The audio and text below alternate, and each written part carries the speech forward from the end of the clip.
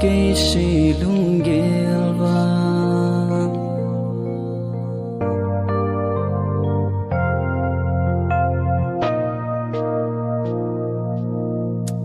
phật lê đi khô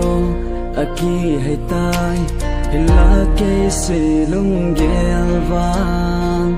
ki khel na thay lâu hin khô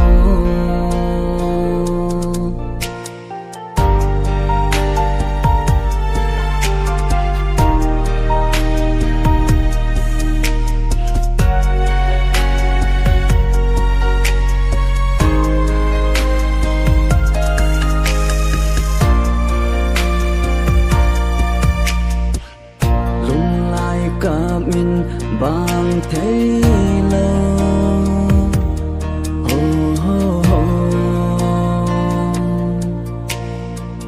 nắng nhìn vàng nung thấy xe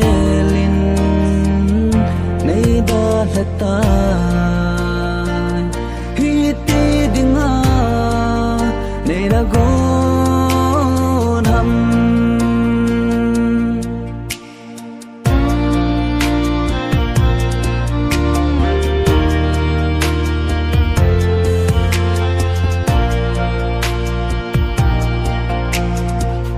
chân lê dô dĩ à khi khen giống hi lâu ipi ham na lung vô kinh thấy lâu na thiên ta na hin lung se ca hin khô ki chip na nay na lung hay tam lon lia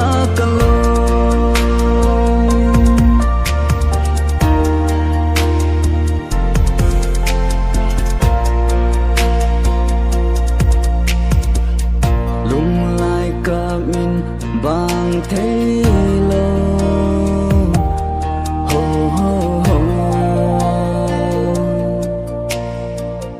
nắng nhìn vàng lung thấy xe linh nay đã là ta hi ti đi ngã nay đã gọn hầm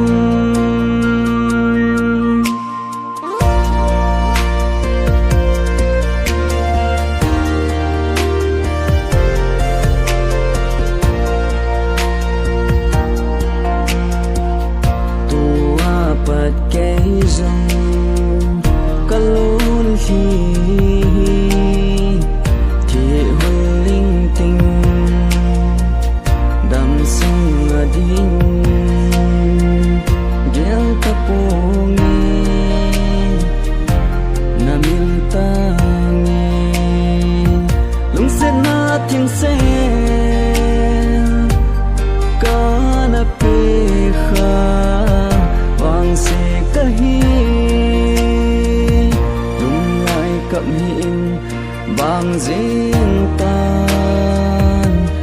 bang riêng